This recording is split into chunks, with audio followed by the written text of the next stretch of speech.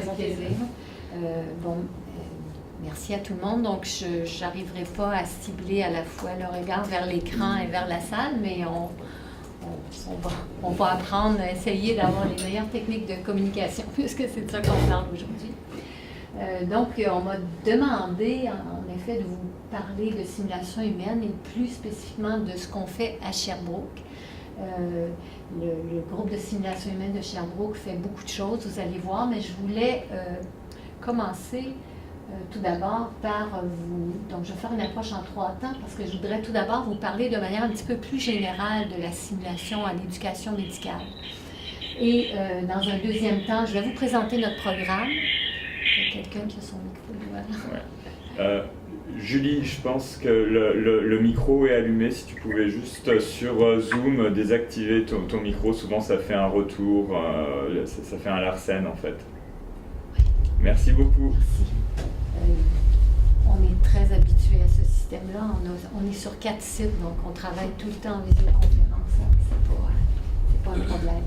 Puis dans un troisième temps, je vous présenterai comment on prépare les patients pour arriver à faire tout le travail qu'on exige d'eux en simulation. Ça vous convient? Vous pouvez m'interrompre. Moi, ça ne me dérange pas du tout qu'il y ait des questions pendant que je présente. J'ai essayé d'élaguer le contenu, mais il y a tellement de choses à dire qu'on verra ce qu'on arrive à présenter. Puis s'il y a des points vous souhaitez qu'on élabore plus, on élabore plus. C'est pas plus grave que ça. Alors, tout d'abord, la simulation en éducation médicale. Donc, pas juste en médecine, parce que la simulation est utilisée dans plusieurs programmes médicaux. On a vraiment 2 types d'outils de simulation. Le premier, qui est probablement plus connu, est tout ce qui touche la simulation high-tech, où là, on parle de patients virtuels, donc le travail sur les ordinateurs, ou dans d'autres situations avec des patients qui sont finalement créés, qui sont sur des machines. On parle de mannequins statiques ou même des mannequins dynamiques, des mannequins qui accouchent, qui font des arrêts cardiaques. Imaginez tout ce que vous pouvez, ça existe. Et on parle aussi, quand on parle de simulation, on peut aussi être dans la simulation avec des cadavres ou des animaux, où là, on n'est pas dans le relationnel, on arrive à simuler certaines choses, mais qui sont d'un autre niveau avec des objectifs différents.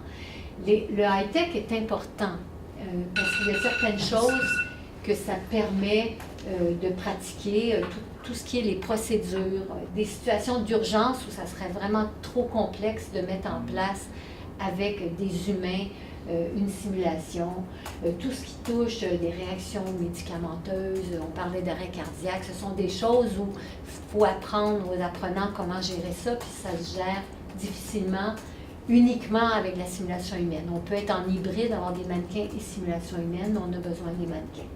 Et lorsqu'on a des symptômes très complexes que faux patients n'arriveraient pas à mimer, bien, on doit aller également en high-tech. Évidemment, le high-tech, ça a des limites, c'est qu'on est avec des machines, on n'est pas avec des humains, et qu'on est face à des situations cliniques, et non pas à des patients qui ont un problème de santé. Donc là, on gère une situation, donc on gère aucunement tout ce qui touche le relationnel.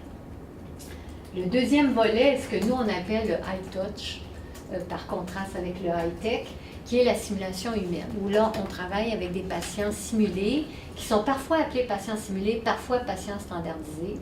Je vais vous expliquer pourquoi. Alors, qu'est-ce que c'est un patient simulé ou un patient standardisé? En fait, c'est quelqu'un, monsieur, madame, tout le monde, qu'on forme pour simuler un patient réel, avec tellement de précision qu'on en oublie que ce n'est pas la réalité. Et là, donc, on parle de simuler une histoire, mais aussi des trouvailles à l'examen physique, un état émotionnel, une personnalité, un langage corporel. Donc, c'est un ensemble qui crée un personnage. On parle de standardisation parce que lorsqu'on est en simulation, si on demande à quelqu'un de faire une simulation une seule fois sur avec un seul groupe d'étudiants, la notion de standardisation n'est pas vraiment importante. Mais très souvent, ce qu'on demande à un patient implique de travailler plusieurs fois, de répéter son rôle plusieurs fois et avec plusieurs groupes d'étudiants. Donc, dans ce contexte-là, particulièrement si on est en situation d'évaluation, un patient qui joue un rôle doit être standardisé dans le sens qu'il ne doit pas improviser. À la différence de quelqu'un qui fait du théâtre, j'ai un rôle, je reste dans mon rôle, sauf si on m'a permis d'improviser, ce qui est très rare, je dois rester dans mon scénario. Être standardisé, c'est aussi jouer son rôle de la même façon, quel que soit l'étudiant qui est en face de nous, sachant que on a plus de difficultés avec certains étudiants qui vont être moins bien organisés dans leur discours ou dans leur approche ou plus brusques. Ce qu'on demande à un patient qui joue un rôle, c'est de jouer son rôle de la même façon, quoi qu'il arrive. Et de le jouer de la même façon du matin au soir. Si un patient joue son rôle 15 fois, 18 fois, 20 fois, il doit être standardisé par rapport à lui-même. Et s'il fait partie d'un groupe qui joue le même rôle, si j'ai 20 Monsieur Étienne Côté qui ont mal au ventre, ben, ils doivent tous jouer le rôle de la même façon pour que l'apprentissage soit garanti comme étant le plus semblable possible chez tous les apprenants. Donc, c'est pour ça que moi, je vais utiliser tout le temps le terme de patient standardisé, ce qui veut dire un patient qui fait de la simulation de façon standardisée. L'histoire des patients standardisés, bon, beaucoup de gens ne savent pas que ça existe, mais ce n'est pas nouveau. C'est Dr. Barrow, qui est un médecin états-unien, qui a introduit les patients standardisés au début des années 60, donc ça fait quand même un bon bout de temps. Et qui a également amené l'idée qu'on pouvait faire enseigner les examens physiques intimes par des patients qu'on préparait préalablement à l'aide des professeurs. Donc, avant même les années 70, les patientes formatrices qui enseignaient l'examen gynécologique étaient apparues aux États-Unis dans les écoles de médecine. Et c'est en 1975 qu'on a commencé à se servir des patients pour l'évaluation. Les écoles, je vous expliquerai ce que c'est, mais en bref, c'est un examen clinique avec différentes situations cliniques. À Sherbrooke, c'est depuis 1978 qu'on travaille avec des patients. Donc, ce n'est pas nouveau non plus. Et il y a quelques revues de littérature sur les patients standardisés qui ont été faites, et une très bonne qui date de 2009, qui à l'époque disait déjà que 80% des écoles de médecine en Amérique du Nord utilisaient des patients pour l'enseignement des habiletés à questionner, des habiletés à faire un examen physique et de toutes les compétences de communication. À différents niveaux, bien sûr, mais ça veut dire que c'est une approche qui est très, très développée dans le Canada anglais, aux États-Unis, également dans le Canada français, mais j'aurais tendance à dire un peu moins, excluant Sherbrooke, qui par sa philosophie d'approche a automatiquement intégré des patients dès le début. Les avantages de travailler avec de l'humain, finalement, c'est un meilleur apprentissage. C'est qu'on demande aux étudiants d'agir, d'être dans l'action. Donc, automatiquement, en étant dans l'action, la rétention des apprentissages est bien meilleure que lorsqu'on est passivement à lire ou écouter un enseignant. La littérature démontre clairement il y a eu beaucoup d'études sur l'impact, puisque étant donné que c'est coûteux, il fallait qu'il y ait un impact positif à l'utilisation des patients. Une amélioration de connaissances, d'habiletés psychomotrices et cognitives, et une confiance et un confort des apprenants dans tout ce qui touche les sujets plus difficiles. La communication de sujets délicats, les examens physiques intimes comme l'examen gynécologique, l'examen de la prostate chez l'homme. Donc, un impact positif du travail avec des patients. Les avantages sont nombreux. Tout ce qui est le volet communication, travailler avec un patient standardisé permet d'offrir à l'étudiant de la rétroaction. On est dans l'authenticité, on n'est pas dans le réel, mais on est dans la plus grande authenticité possible. On a un volet relationnel qui est toujours présent, on ne peut pas le mettre de côté. On a l'être humain face à nous, on est en relation avec lui. Et on travaille avec un patient et sa maladie et non pas avec une maladie. Souvent, le défaut des professionnels de la santé, c'est dire, envoyer un patient, ah, quel beau cas. Oui, mais non, c'est pas un cas, c'est quelqu'un qui a un problème de santé qui est peut-être pour toi un cas intéressant, mais c'est tout d'abord une personne dans son entièreté. Donc, ce que ça permet, c'est que l'apprenant allie son savoir avec son savoir-faire et son savoir-être. Ici, vous avez un de nos patients réels qui a une forme d'arthrite très sévère, si vous voyez ses mains. Et ce sont des étudiants en ergothérapie qui travaillent avec ce patient, voir comment il arrive à manipuler. Là, on est en jardinage, comment faire des tâches aussi simples que mettre en terre une petite plante lorsqu'on a une forme d'arthrite.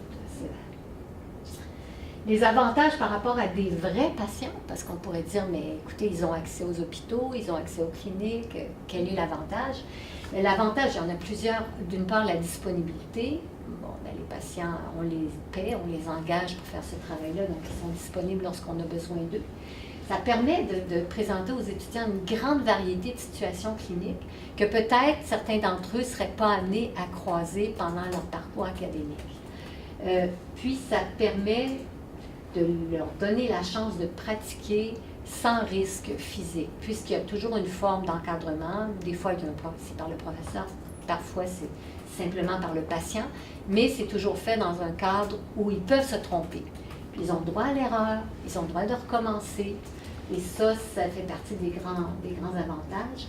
Et aussi d'ajuster le niveau de difficulté. Donc, on peut avoir des situations, leur présenter des situations plus simples, et puis au fur et à mesure qu'ils progressent, augmenter le niveau de difficulté. Offrir de la rétroaction. Puis, quand on est en modalité d'évaluation, les examens ECOS, dont je vais vous glisser quelques mots, permettent une comparaison directe de compétences. Chaque étudiant va être mis face aux mêmes situations cliniques et évalué selon la même grille, pas tout le même patient, évidemment, puisque il faudrait parfois qu'il joue son cas 150, 200 fois, mais par une cohorte de patients qui ont appris le même rôle et qui le jouent de la même façon. Évidemment, il n'y a pas que des avantages, hein. Il y a des limites. Elles ne sont pas nombreuses, mais elles sont très importantes. Bon, la première, c'est qu'on n'est pas en situation réelle. On essaie que ce soit authentique, mais ce n'est pas la réalité. Ce ne sont pas de vrais patients. Et la deuxième, qui n'est pas négligeable, c'est en termes de coût, de temps, de ressources. C'est très coûteux. Travailler avec des patients, ça implique beaucoup de temps pour les préparer, pour qu'ils fassent bien leur travail, et ça implique de les payer, puisqu'on leur demande d'apprendre des rôles. Donc, c'est un choix qui doit être fait par l'école d'enseignement, d'intégrer ou pas cette modalité de faire, cette façon de faire. Pardon. Donc, ça va pour la simulation de manière générale? Oui. Maintenant, qu'est-ce que nous faisons à la FMSS, Faculté de médecine et des sciences de la santé? Donc, tout de suite vous dire, on travaille avec 4 gros programmes d'études. Il y en a plus que 4 là, à la faculté. Mais les 4 gros avec lesquels nous travaillons, c'est le programme d'ergothérapie, physiothérapie, qui sont des programmes bac-maîtrise sur 4 ans. Le programme de médecine, où on travaille principalement avec les étudiants les 4 premières années, le prédoctoral. Un peu avec les résidents, mais beaucoup avec les 4 premières années. Et sciences infirmières, il y a 3 programmes de sciences infirmières, 4 en fait, 2 de deuxième cycle, dont les super infirmières, les infirmières praticiennes spécialisées, qui font beaucoup d'activités avec nous, et maîtrise clinique, et 2 programmes de premier cycle. Donc, on est sur 4 sites d'études à Moncton, Saguenay, Sherbrooke et Longueuil. Et c'est la Faculté de médecine et des sciences de la santé, depuis le début, est la plus jeune des facultés de médecine du Québec et a toujours été innovante par ses méthodes pédagogiques. Il y a très, très peu de cours magistraux. Il y a beaucoup de cours en approche par compétence, apprentissage par problème. Ce qui permet de comprendre aussi que déjà les étudiants sont en plus petits groupes, puis c'est plus facile de les amener avec un patient lorsqu'on est en groupe de 6, 8, 10, que face à une classe de 150, c'est pas tellement jouable de travailler avec des patients standardisés. Avant d'aller plus loin, je voudrais vous présenter, parce que ça nomme plusieurs choses sur lesquelles je repasserai rapidement, un reportage qui avait été fait par Radio-Canada, si je me rappelle bien, et qui est sur YouTube, sur notre programme à Sherbrooke. Sylvie Michaud consulte son médecin parce qu'elle ressent des douleurs à la poitrine. Elle craint de souffrir, comme sa mère, de maladies cardiaques.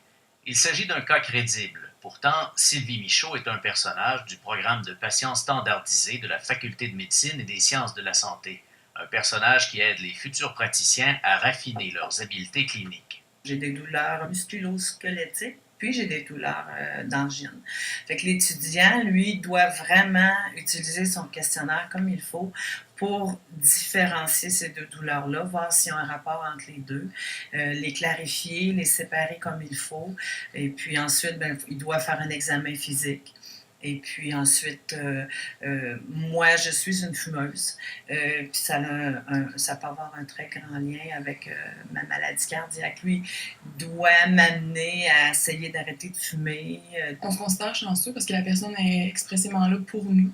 Dans le fond, c'est une personne qui est formée, puis ça paraît, donc elle répond vraiment aux exigences, puis aux examens. Puis si on pose les bonnes questions, elle nous répond. Si on pose pas les bonnes questions, elle nous répond pas. Donc ça nous permet vraiment de bien se pratiquer, de bien cibler les bons examens. C'est sûr que c'est très important. La patiente, après, elle nous exprime comment elle s'est sentie, autant sur le niveau d'elle s'est sentie respectée, si elle a senti de l'empathie, puis autant si justement on a ciblé les bonnes questions, puis si on a été bon comme médecin, autant humain qu'au niveau des techniques. Là. Au total, le programme d'usage de patients standardisés et réels compte plus de 300 participants à l'Université de Sherbrooke. On commence avec des patients de 3 ans qui viennent avec leurs parents et on a des personnes de plus de 70 ans, hommes, femmes, de tout milieu. En plus des patients standardisés qui doivent interpréter un rôle, le programme emploie aussi des patients réels ainsi que des patients formateurs dont la tâche consiste à enseigner comment bien effectuer certains examens ou manipulations. Et de permettre aussi de pratiquer des gestes d'examen physique qui peuvent être intimes ou complexes sur quelqu'un qui est engagé pour ça, qui est engagé pour aider, mais aussi pour recevoir ces gestes-là et qui s'attend à ce que ça soit fait de manière imparfaite, plutôt que de faire ces gestes-là pour la première fois sur un vrai patient. Si je prends par exemple encore l'examen physique, on va regarder les étapes de l'examen physique, on va les voir ensemble. Et ensuite de ça, l'examen va pratiquer cette séquence-là sur moi, avec des correctifs, des ajustements, des questions, des réponses, et c'est interactif. Les patients standardisés sont également déployés dans les programmes d'ergo et physiothérapie, où là encore, ils offrent aux étudiants un premier contact avec la pratique clinique. Souvent, c'est en lien avec le laboratoire qu'on fait dans la journée même. Par exemple, en sciences psychiques, à un moment donné, on avait des acteurs vraiment bons, en fait, là, qui simulaient, mettons, une dépression ou un trouble histrionique. Donc, ça nous forçait à réagir à ces patients-là. Au début, on s'en rendait pas trop compte que c'était des acteurs. Chose certaine, André Masson apprécie grandement de contribuer à la formation des futurs praticiens de la santé de l'Université de Sherbrooke. Comme travail de retraite, là, je trouve ça très intéressant, très valorisant.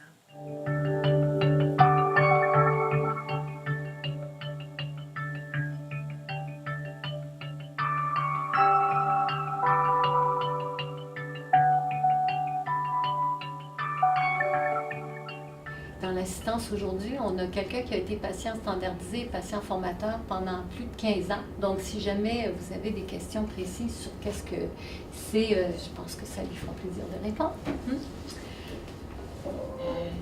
Alors, notre programme, puisque c'est ce que je voulais vous présenter, s'appelle le PUPSR. Ce que ça veut dire, PUPSR, c'est Programme d'utilisation des patients standardisés et réels. C'est un acronyme qui a été créé dans les premières années.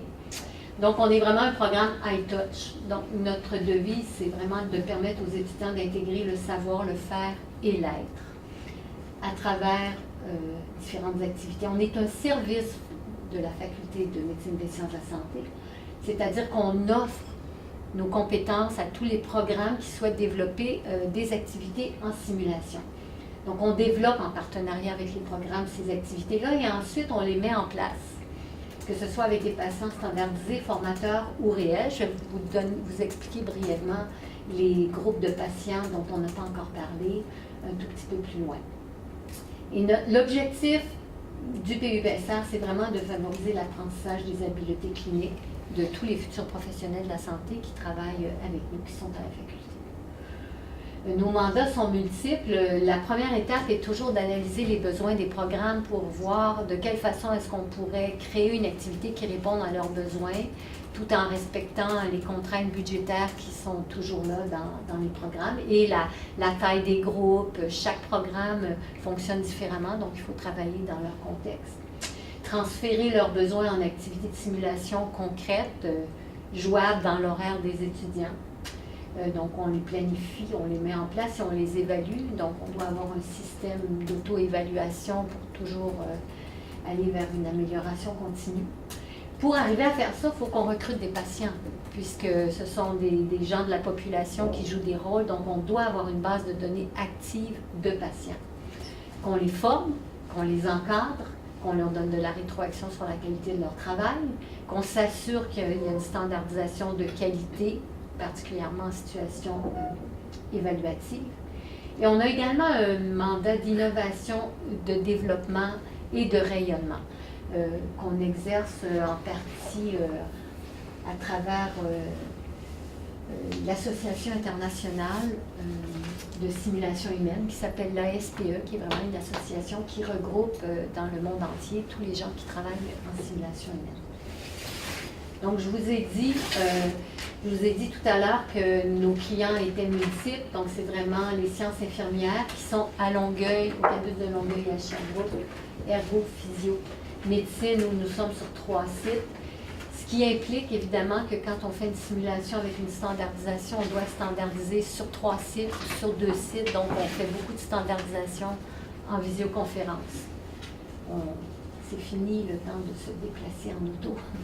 Et on travaille également avec l'équipe de formation continue puis le centre de pédagogie. Donc, les patients du PUPSR, donc il y a 3 grands groupes de patients. Les patients standardisés, dont je vous ai brièvement parlé. Je vais vous présenter un petit peu plus en détail ceux qui le font. On a un groupe également de patients formateurs, qui sont des gens qui sont arrivés tout d'abord comme patients standardisés, chez qui on a détecté une envie, puis des capacités d'enseignement, et qui vont être préparés, formés pour devenir des enseignants, c'est-à-dire qu'ils vont enseigner aux étudiants, sans présence d'autres professeurs, des examens physiques, soit des examens physiques intimes ou des examens physiques complexes, où il y a une notion d'intégration qui est nécessaire, c'est-à-dire que l'étudiant aura appris différentes portions de cet examen-là dans différentes unités d'enseignement. Et le rôle de nos patients formateurs va être de leur permettre d'intégrer tous ces mini-examens-là pour être capable de faire l'examen physique d'un patient de manière fluide, efficace. Et le 3e groupe de patients, ce sont des patients réels, donc des patients qui ont vraiment une pathologie ou un problème de santé. Donc ça vous donne une idée, évidemment c'est une banque qui est toujours en mouvance, surtout les patients standardisés, la population de jeunes patients, qui sont des patients qui sont encore aux études, c'est le groupe qui nous demande le plus d'efforts en termes de recrutement, puisque c'est plus difficile de les fidéliser. Donc, les patients standardisés, qu'est-ce qu'ils font? Ils jouent des rôles. Bon, jouer des rôles, qu'est-ce que ça veut dire? C'est répondre à des questions, simuler des symptômes, recevoir des examens physiques. Et ils participent à l'évaluation formative et sommative. Beaucoup de rétroactions, la majorité des activités s'accompagnent d'une rétroaction qui est donnée par le patient. Verbale, parfois écrite, le plus souvent verbale. Puis cette rétroaction-là est toujours sur le ressenti comme patient, sur le relationnel. Et en termes d'évaluation, il y a habituellement une cote globale qui est demandée aux patients, c'est-à-dire que quand on est en situation d'évaluation, il y a un professeur qui évalue, mais il y a toujours un élément qui concerne l'approche communicationnelle de l'étudiant, où on peut demander au patient globalement quelle cote il aurait donné à ce patient-là. Et plus spécifiquement, on a certaines nouvelles activités où le patient peut faire une évaluation réelle somatique. Je vais vous en donner un exemple. Et on a le système du carton rouge, c'est-à-dire que dans une situation de fin d'études, d'examen de fin d'études en médecine à l'externat, lorsqu'un patient considère que l'étudiant qui l'a vu, jamais il ne voudrait être son patient, donc on est en situation extrême, il y a un carton rouge disponible qui peut sortir lorsque l'étudiant est sorti pour le montrer à l'évaluateur qui met dans la cote ce carton rouge, ce qui implique qu'il y aura un processus de rencontre avec l'étudiant, c'est certain. Après, qu'est-ce que ça donnera? Ben ça nous échappe, mais on le signale. Les patients formateurs, comme je vous ai dit, ce sont des gens qui enseignent des examens physiques intimes ou complexes. Qu'est-ce que ça veut dire, l'enseigner? Ça veut dire qu'à la fois, c'est eux qui démontrent les gestes à accomplir, Ils enseignent l'approche relationnelle qu'on doit avoir avec le patient lors de ces rencontres-là. Et c'est eux qui reçoivent l'examen physique. Donc, on est en rétroaction en temps réel, là. Tu me fais l'examen de l'oreille, non, tu es mal placé, là. Et donc, je reçois l'examen et en même temps, je corrige, je donne une rétroaction. Et ça, ce sont des activités qui se font en petits groupes. Les étudiants sont 3. Donc, chacun va pouvoir faire la séquence complète. Les 2 qui ne sont pas en train de faire la séquence ont un mandat d'observation. On leur donne certains éléments qu'ils doivent observer plus spécifiquement chez leurs collègues et sur lesquels ils devront faire une rétroaction par la suite. Donc, la rétroaction est de 2 types. Elle est du patient formateur et il y a aussi une rétroaction de la part des pairs. Et évidemment, lorsqu'en évaluation sommative, ces examens-là sont évalués, le patient va être demandé comme évaluateur pour cette portion-là que c'est lui qui enseigne. Le 3e groupe, c'est celui des patients réels, où là, on parle donc de vrais patients. Externes ou hospitalisés, très très brièvement, les étudiants en médecine rencontrent des patients hospitalisés et c'est notre équipe qui recrute sur les étages 1500 patients à peu près par année pour demander aux patients est-ce qu'ils accepteraient de recevoir un étudiant qui est en première, 2e ou 3e année, qui va les questionner plus ou moins habilement selon où il est rendu parce qu'ils commencent. Ils entrent à la faculté fin août. Leur premier patient hospitalisé, c'est à la fin du mois d'octobre. Donc, on s'entend qu'ils ne savent pas poser beaucoup de questions, mais ils en savent quelques-unes. Puis, ils savent peut-être prendre la tension artérielle. Ils vont demander aux patients s'ils peuvent le faire. Donc, ils y vont avec le niveau qu'ils ont acquis. Et ce sont 2 infirmières qui font partie de l'équipe du PUBSR qui rencontrent les patients pour demander leur accord. Donc, qu'ils soient externes ou hospitalisés, il n'y a pas de scénario à apprendre, on raconte son histoire, on raconte son vécu.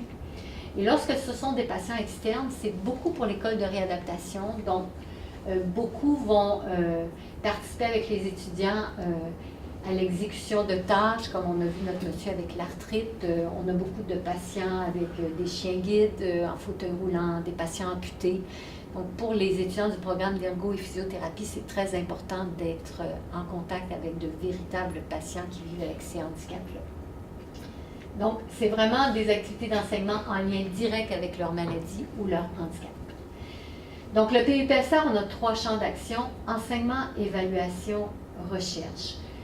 J'y reviendrai, mais la recherche, je vais vous dire que ce n'est pas un mandat direct que nous avons. Nous soutenons des projets de recherche. Les patients sont plus comme des outils pour certains de ces projets de recherche-là que je vais vous présenter avec quelques mots, mais nos 2 principaux mandats sont vraiment l'enseignement et l'évaluation. En enseignement, nos rôles sont, le premier, c'est vraiment le soutien à la formation aux habiletés cliniques. Donc vraiment les premiers apprentissages. Ils ont des choses qu'ils n'ont jamais faites, on est là pour les aider à le faire la première fois. Puis dans un 2e temps, on est là pour leur offrir des occasions de pratiquer en situation contrôlée. Pratiquer comme on a vu dans la vidéo, pratiquer seul avec un patient, pratiquer à poser des questions, faire un examen physique, ou ça va, juste comme je vous dis, des débutants qui vont... parfois, on va demander même aux patients de pouvoir un peu coacher l'examen physique si... je vous donne un exemple, on s'est aperçu que les étudiants en première année mettaient les brassards de prise de tension artérielle des fois sur le poignet. Puis là, les patientes nous disaient « ça n'a pas de bon sens, je ne suis pas intervenue parce que ça ne fait pas partie de mon rôle, mais ça aurait été tellement facile pour moi de lui dire « ben non, c'est pas comme ça qu'il faut le positionner ». Donc, ça arrive qu'on leur donne également ces mandats-là. Donc, pratiquer des examens physiques, des exercices en physiothérapie, puis pratiquer tout ce qui touche la communication. On a également en enseignement un rôle de supervision. Donc, il y a des activités, beaucoup d'activités où il y a des professeurs, mais il y en a où il n'y a pas de professeur. C'est le patient standardisé ou le patient formateur qui est la seule personne en mesure de superviser, puis de corriger, puis d'aider, d'accompagner l'étudiant. Et un rôle qui, au fil des ans, a pris de plus en plus d'importance, c'est celui de la rétroaction. Toutes les activités du programme de médecine sont accompagnées d'une rétroaction. En sciences infirmières, probablement 50 à 60% des activités. Et en réadaptation, ils ont amorcé le même processus l'an passé, donc on est en croissance. Donc la rétroaction, ils en reçoivent déjà beaucoup de leurs professeurs puis de leurs pairs, puisque l'approche en petits groupes puis en trio est énormément développée à la faculté. Donc depuis qu'ils sont arrivés au tout début, on leur apprend à observer leurs pairs pour pouvoir leur donner une rétroaction. Alors l'ajout qu'on fait, nous, c'est que ça va être une rétroaction en termes de patients, de vécu, de ressenti, et pas une rétroaction sur le contenu ou les techniques, sauf les patients formateurs, évidemment, qui vont donner la rétroaction sur les techniques d'examen physique. Quelques exemples d'activités. Je ne peux pas, il y a tellement d'activités, on a 20 000 heures d'activités par année, mais je ne peux pas tout vous nommer, mais vous donner un peu quelques exemples pour vous démontrer surtout à quel point on peut toucher avec la simulation humaine vraiment beaucoup d'aspects. Donc, pour les programmes de sciences infirmières qui travaillent en théâtre forum, c'est-à-dire c'est des groupes d'une trentaine d'étudiants qui peuvent être scindés en 2 ou en 3 pour faire de plus petits groupes lorsqu'ils sont en présence des patients. Il y a des activités qui simulent la visite d'une famille en postnatal, une rencontre de contraception avec un adolescent, intervention en santé mentale, gestion de conflits sur les étages d'un hôpital, intervention en soins intensifs où ça nécessite la collaboration interprofessionnelle.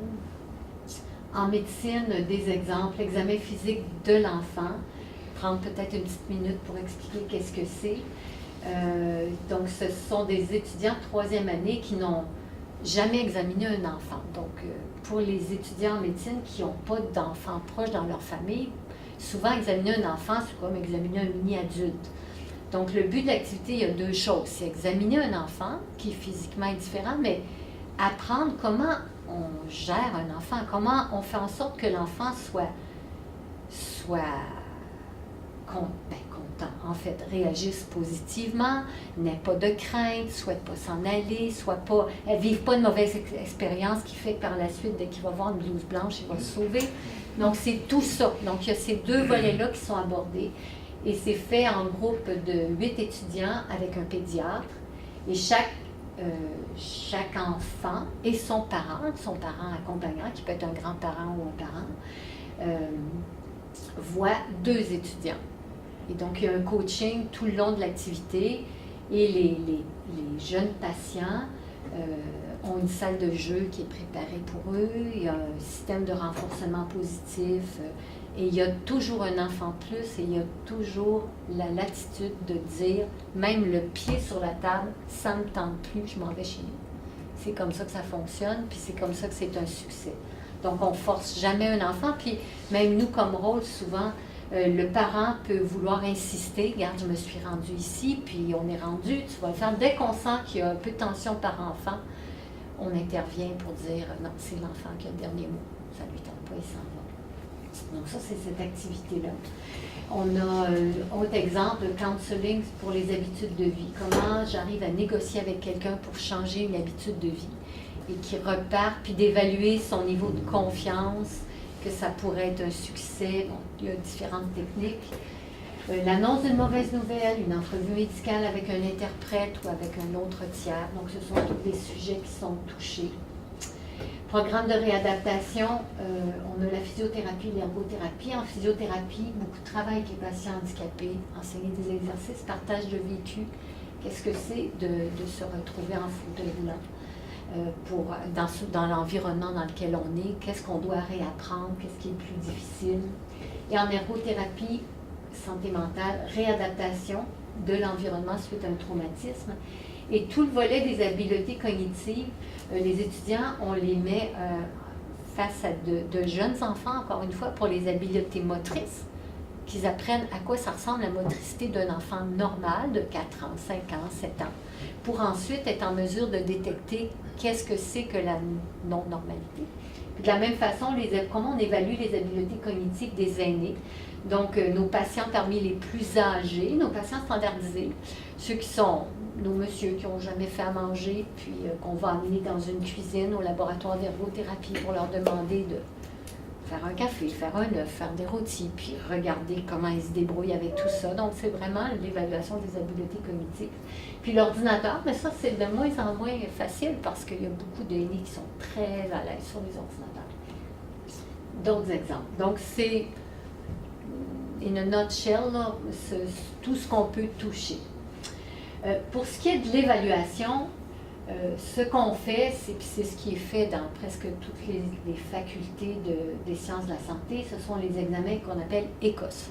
C'est un acronyme qui veut dire examen clinique objectif structuré. Ce que ça veut dire, c'est un examen où l'étudiant fait une série de stations. Dans chaque station, il y a une situation clinique différente qui évalue différentes compétences.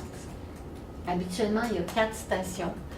Il peut y en avoir moins ou plus. Il y a tout ce qui peut exister, dites-vous que quelqu'un l'a imaginé. Il y a des stations qui sont... qui évidemment, ce n'est pas le même patient, mais c'est la même situation clinique qui a évolué. Par exemple, on peut avoir un ECOS où l'étudiant verra Madame Asselin le jour de son accident, physiothérapie, 1 mois plus tard quand il faut commencer les exercices, 6 mois plus tard, ou alors quelqu'un qui a une annonce de cancer, 3 mois plus tard, 6 mois plus tard, 12 mois plus tard. Donc, tout peut être imaginé ou 4 situations totalement différentes. Donc, ce sont des patients standardisés qui jouent ces rôles-là. Vous comprenez bien, dans une situation comme ça, la notion de standardisation est super importante.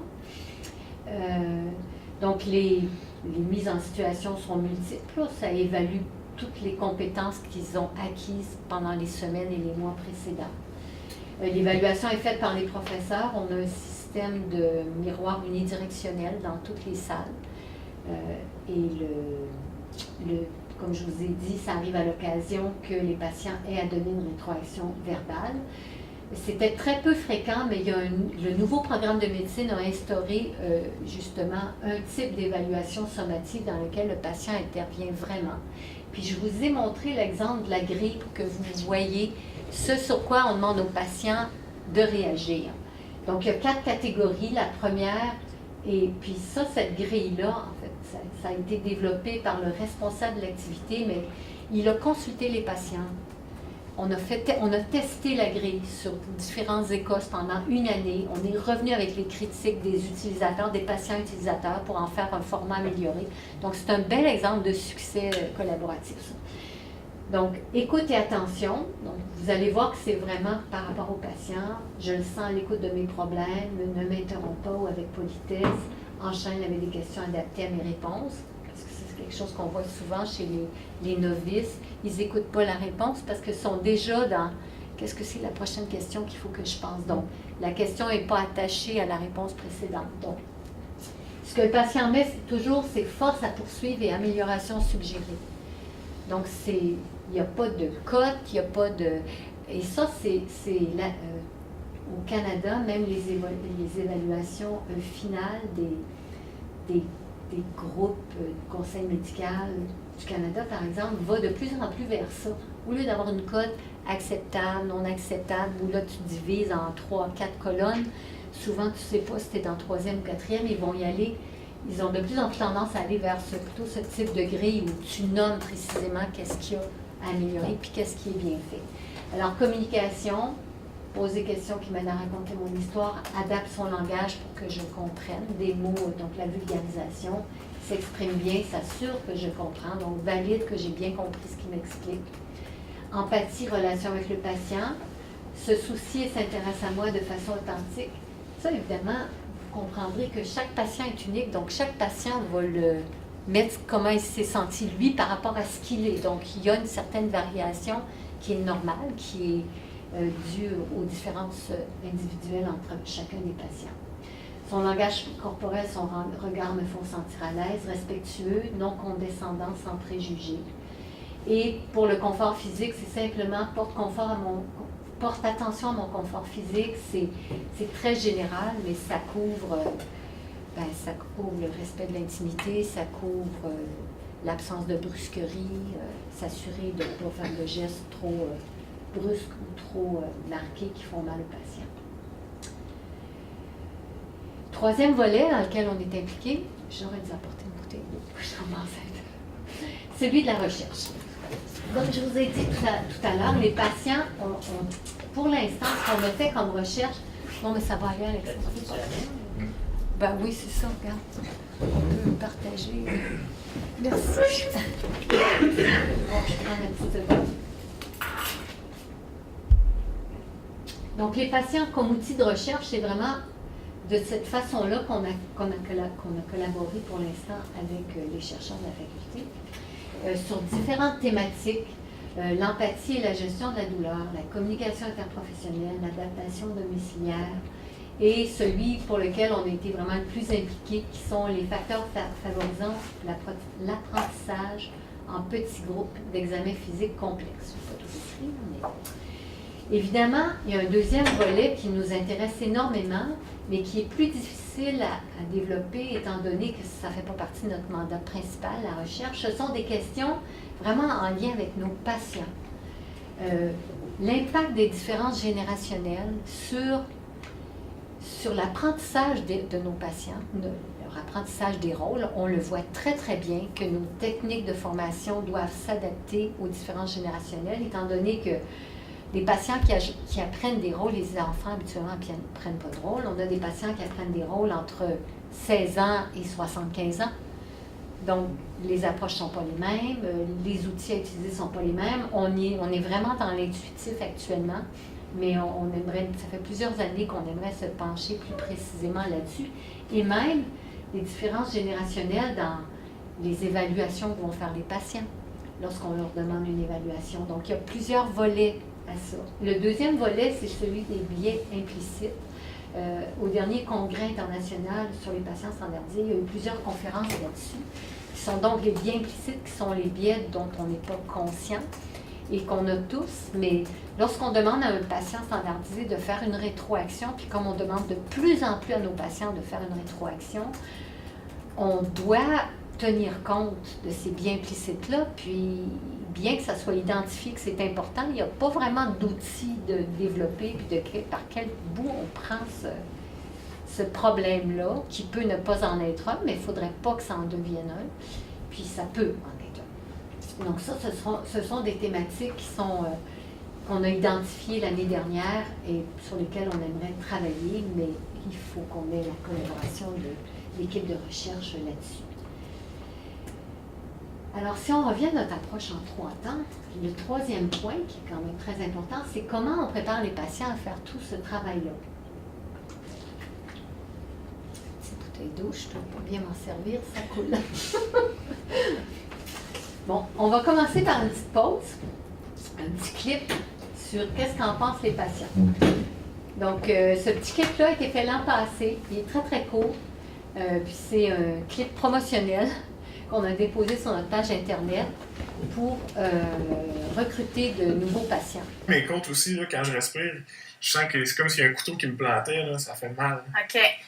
Puis vous me dites là, vraiment à partir de quand ça fait mal? Ben, sur les côtés, mais particulièrement dans le bas. Mais c'est tellement inconfortable. Quand même localisé dans le bas du ventre.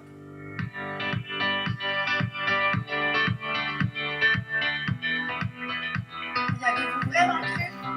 La maquilleuse a vraiment fait un bon travail à matin. Alors aujourd'hui, on est en simulation avec des patients standardisés. C'est vraiment l'intervention de A à Z. C'est vraiment réaliste, puis parfois c'est un peu confrontant même comme expérience. Ça nous permet, dans le fond, de développer, oui, nos connaissances, mais surtout notre compétence en tant que futur thérapeute. Donc, c'est essentiel qu'ils soient bien campés dans leur rôle.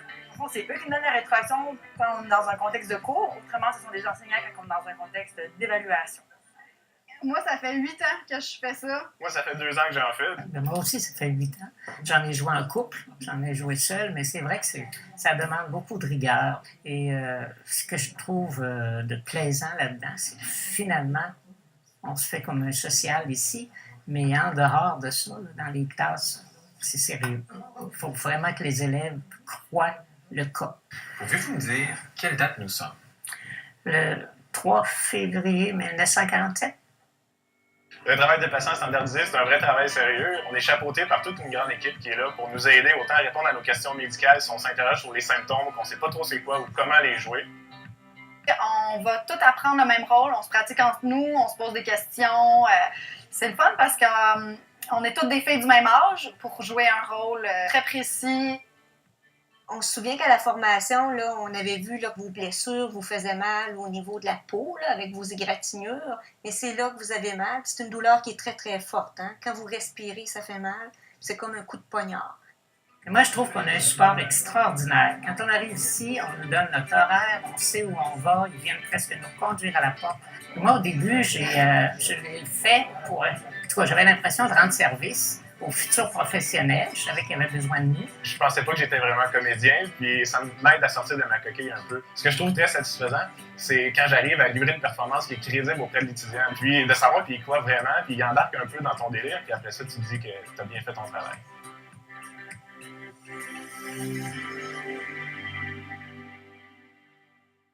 Donc ça donne quand même une image très réaliste de qu'est-ce que ce qu'ils disent représente vraiment la réalité. Ils ont beaucoup d'encadrement, on les suit pas à pas, particulièrement au début. Le fait que devenir patient standardisé, personne ne fait ça à temps plein, personne ne gagne sa vie avec ça, tu ne fais pas ton loyer avec ça. Tu achètes des plus beaux cadeaux, tu te fais un repas au restaurant, c'est à peu près ça. Donc, il faut qu'on fidélise les gens, il faut qu'ils aient envie de venir travailler avec nous. Et c'est pour ça qu'on met beaucoup d'énergie à ce qu'il y ait une atmosphère d'accueil très positive dans le groupe des patients. Alors, comment on les prépare, ces patients-là? Quand on veut qu'ils jouent un rôle, la première étape est une formation en groupe. Donc, on regroupe tous les gens qui vont jouer le même rôle, on leur remet leur scénario et on passe à travers, globalement, à quoi ressemble le scénario, puis à quoi ressemble cette activité d'enseignement-là. Les patients repartent à la maison avec un document d'étude. Ils ont signé une entente de confidentialité. Et lorsque c'est pour de l'enseignement, c'est la seule étape de formation, ils étudient à la maison et on les observe pendant la prestation et au besoin, on fait des recadrages. Lorsqu'on parle de patients formateurs, par contre, quelqu'un qui va devoir enseigner les examens physiques, le processus est beaucoup plus long. Il y a une première formation en groupe, il y a une étude des documents à la maison. Et ensuite, il y a des séances de pratique, plus ou moins nombreuses selon la complexité. Le plus complexe, c'est l'enseignement de l'examen gynécologique. Avant qu'une patiente devienne une enseignante d'examen gynécologique totalement autonome, ça s'étale sur à peu près 1 an. De différentes rencontres où au fur et à mesure, elle prend de l'assurance puis on lui donne l'autonomie. On travaille avec l'observation des patients plus expérimentés. Donc, dans le cas des patients formateurs, les patients formateurs expérimentés font partie souvent du processus de formation des nouveaux. Les nouveaux peuvent observer des patients expérimentés. C'est un peu la même chose qui est fait quand on joue des rôles. On essaie de donner la chance d'observer quelqu'un d'expérimenté qui travaille. Et pour l'enseignement des examens physiques, au début, ils travaillent toujours sous observation. La formation, quand on parle d'examen écosse, il y a une étape supplémentaire. On forme en groupe, et là, il faut comprendre qu'on est en visioconférence, donc on peut parfois avoir jusqu'à 18 personnes qui jouent le même rôle. Pour Saguenay, Moncton, Sherbrooke, lorsqu'on parle de médecine. Puis donc, on est sur 1 à 3 sites de médecine. Les gens étudient à la maison et ils reviennent pour une répétition générale. Ça s'appelle un dry run, c'est vraiment une répétition générale, dont l'objectif est de standardiser tout le monde. Parce que tout le monde a beau avoir lu la même chose, je vous dirais, c'est assez étonnant à quel point tout le monde n'a pas compris ou retenu la même chose. Puis là, c'est important que tout le monde dise la même chose, donc on fait cette standardisation-là, qui implique aussi une standardisation de simulation. S'il y a une simulation de douleur, on va s'assurer que tout le monde va réagir au même endroit, à la douleur au moment de la palpation, au bon endroit pour tout le monde. Et on va se servir, quand on le peut, de support visuel. L'enregistrement vidéo, on l'utilise pour les cas complexes. Tous les cas de psychiatrie, on a comme objectif qu'il y ait une vidéo de démonstration qui accompagne ça. Parce que c'est très difficile de décrire sur papier qu'est-ce qu'on attend d'un patient comme simulation en situation des cas de santé mentale. Puis on sait que l'enregistrement vidéo, on l'utilise aussi pour que nos patients se revoient comme apprentissage autoréflexif. Donc, regarde, tu l'as fait, puis regarde comment ça s'est passé. Donc, la première fois qu'on a des patients qui doivent travailler seuls avec des étudiants, ça arrive qu'on va faire ça, on les enregistre, on regarde la vidéo avec eux après pour voir à leur avis qu'est-ce qui pourrait être amélioré, qu'est-ce qu'ils auraient pu mieux faire. Surtout quand ils font de la rétroaction. Donc, on sert aussi de la vidéo pour formation pédagogique. Les professeurs qui vont évaluer nos patients, on aime bien qu'ils aillent voir la vidéo, voir qu'est-ce que c'est censé être, pour pas qu'ils interviennent pour faire changer les rôles aux patients, parce que ça arrive, là, et c'est pas souhaitable. Et puis, ça permet une bien meilleure standardisation. Donc, la formation, il y a un autre volet qui est important, c'est celui de la rétroaction. Parce que je vous parle depuis le début que nos patients donnent beaucoup de rétroaction, mais on ne fait pas juste leur dire, ben, tu donneras comment tu t'es senti. Parce que ça donne des choses comme, c'était vraiment très, très bien, vous étiez très, très bon, mais ça aide personne de se faire dire ça. Autant que c'est pas aidant non plus de se faire dire, c'était catastrophique, il faut arriver, il faut les aider à cibler les éléments sur lesquels ils veulent revenir. Alors, comment on fait ça? Bien, il y a deux choses. Premièrement, on a une formation générale. Tous les patients qui vont devoir faire une rétroaction, maintenant, on a un atelier de formation feedback qui est en ligne. Donc, ils peuvent le faire de la maison. Ça dure à peu près 2 heures. Il y a une portion théorique, puis à intervalles réguliers, il y a des petites bulles qui amènent à des exercices. Le patient doit faire des exercices, observer des rétroactions, essayer de faire ressortir qu'est-ce qui, à son avis, était bien réussi, moins bien réussi dans ces rétroactions-là. Et ça amène par itération au niveau supérieur de la formation. Donc ça, c'est obligatoire. Ils font cette formation-là. Puis ensuite, on va raccrocher cette formation-là aux objectifs de l'activité et les faire pratiquer en groupe. Puis les observer. Lorsqu'ils font, un patient qui n'a jamais fait de rétroaction va être observé régulièrement les premières semaines qu'il en fait et recadré, parce que c'est pas intuitif, hein, faire de la rétroaction, là, vraiment. On pense que c'est facile, c'est pas si facile que ça. Donc, on leur donne un accès à des petites vidéos de démonstration, on permet que des patients d'expérience les coachent, et on doit toujours, comme je vous disais, rattacher la théorie à l'objectif précis de l'activité. Pourquoi on insiste beaucoup pour que les profs demandent aux patients de faire de la rétroaction? Parce que certains professeurs sont méfiants face à la qualité de rétroaction que peut faire un patient. Donc, c'est un travail de convaincre les programmes de nous laisser préparer nos patients à recevoir une rétroaction et que c'est une valeur ajoutée. Donc, ce qu'on leur dit, ça, c'est des petits éléments qu'on leur présente, c'est que, étonnamment, mais les compétences interpersonnelles de communication, c'est pas intuitif. C'est pas intuitif, on n'est pas avec ça. Et le deuxième point important, c'est que qui de mieux placé pour donner un retour sur comment on s'est senti que la personne qui est dans la salle. Donc, qui peut mieux juger de si ça s'est bien passé, si s'est senti écouté, que la personne qui jouait le rôle du patient. C'est pas le professeur qui observe qui est le mieux placé pour juger si ça s'est bien passé. C'est la personne qui a fait partie de l'échange.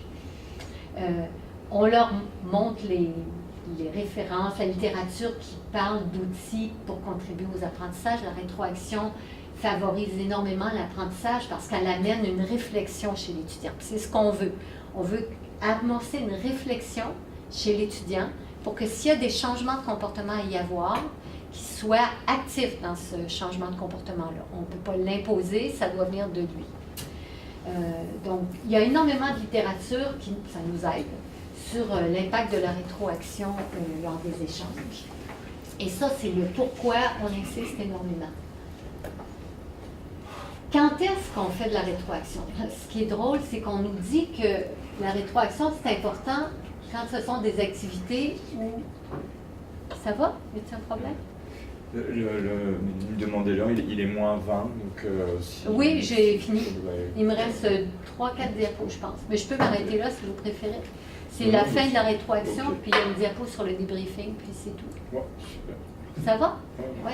OK. Donc, on dit que faire de la rétroaction, c'est important dans les activités quand il y a une composante thérapeute-patient, mais on comprend qu'il y a toujours une composante thérapeute-patient. Lorsqu'un thérapeute rencontre son patient, il y a toujours une composante relationnelle. Donc, finalement, on devrait être en mesure de donner de la rétroaction à presque chaque intervention qu'un thérapeute aurait avec son patient. Ce qui est reconnu, c'est qu'au début d'un cursus, les étudiants novices sont très, très ouverts à la rétroaction. Ils n'ont aucune expérience antérieure, ils sont ouverts, mais il faut faire attention à ce qu'on leur donne. On ne peut pas donner un feedback sur quelque chose qu'ils ne peuvent pas changer ou bien un objectif où ils ne sont pas rendus dans leur curriculum. Donc, on doit être attentif à bien cibler des éléments qu'ils connaissent, sur lesquels ils ont du contrôle, mais il y a une grande ouverture. Puis ce qu'on voit, c'est que plus ils avancent, plus sont sceptiques. Là, ils ont des a priori. Mais par contre, on peut aborder plus de sujets, puis on peut aller plus en profondeur avec eux. Puis aller vraiment à un niveau de rétroaction où il y a un échange. Alors, ce qui fait que, rapidement, ce qu'il faut retenir, c'est que nos patients ne peuvent pas tous donner de la rétroaction. Parce que quand on demande à un patient de donner de la rétroaction, on lui demande deux choses. Cognitivement, c'est exigeant. On lui demande de jouer son rôle et simultanément d'enregistrer les éléments sur lesquels il va donner sa rétroaction. Donc, cette exigence cognitive-là demande de l'expérience, puis demande certaines compétences qu'ils n'ont pas tous, puis ils n'ont pas tous envie de le faire, puis c'est correct. Donc, ça, je l'ai dit. Parce que, évidemment, je vous disais tout à l'heure qu'on ne les laisse pas donner ça comme ils veulent, parce que les risques d'impact négatif sont quand même grands. Il y a une espèce, l'étudiant accepte qu'on lui donne une rétroaction, il se met un petit peu à nu, hein, il se met en position de fragilité. Alors, le but, c'est vraiment pas de les mettre sur la défensive, c'est vraiment pas de les fragiliser, puis c'est vraiment pas non plus d'aller cibler des choses qui ne peuvent pas changer. Okay? Alors, comment on fait? Il y a trois techniques. On utilise la technique que tout le monde connaît, qui est la plus simple, le sandwich, là, où on dit on parle d'un point, hein, qu'est-ce qui a fait l'impact que ça a eu sur moi. Donc, c'est très facile à recevoir, c'est très facile à donner, mais c'est passif. L'étudiant entend comment le patient s'est senti quand il a fait ou dit telle chose, puis l'impact que ça a eu. Ça s'arrête là. Ça, c'est pour le début, quand ils sont tout jeunes, et puis c'est leur première rétroaction.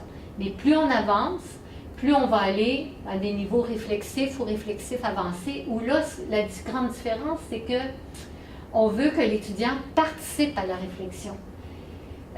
L'étudiant fait sa réflexion de son côté, le patient prépare sa rétroaction et c'est ensemble qu'ils vont travailler avec le cadre de référence de l'étudiant, les points que l'étudiant lui-même a jugé importants d'améliorer. Et c'est ensemble, par une discussion, que vont s'amorcer les recherches de solutions. Donc ça, c'est plus difficile à mettre en place, il y a moins de patients qui arrivent, mais c'est sûr que quand on arrive à aller là, c'est très, très gagnant. Donc, ce qu'on veut finalement, une rétroaction, oui, mais il faut qu'elle soit utile, centrée sur des objectifs. Et puis, il faut bien retenir que le témoignage de chaque patient doit être préservé. On ne peut pas standardiser le contenu d'une rétroaction. Chaque patient va faire une rétroaction différente parce que chaque patient est différent. Et peut-être qu'un jour 1, il va faire une rétroaction différente du jour 2, selon également comment il se sent. Je termine avec le débriefing. On a parlé un peu plus tôt, avant la conférence, de vigilance, puis de ce qui peut arriver lorsqu'on a des situations à haute intensité émotionnelle, où là, on est en simulation, mais finalement, on est tellement proche de la réalité que l'impact est grand, et chez les étudiants qui le vivent, et chez le patient qui joue le rôle. Donc, simplement nommer que c'est, bien que ce soit simulé, les émotions vécues par tout le monde sont réelles. Et on ne peut pas prendre à la légère l'impact que ça a, donc il faut développer des outils pour bien départager la réalité de qu'est-ce qui s'est passé. Puis bien pouvoir poser les raisons qui font que ça s'est plus ou moins bien passé et déculpabiliser dans les cas où la personne se sent responsable de la façon dont a évolué la situation. Redonner à chacun son identité. On est patient, mais quand on repart, on doit avoir retrouvé son identité, puis c'est notre rôle de le faire.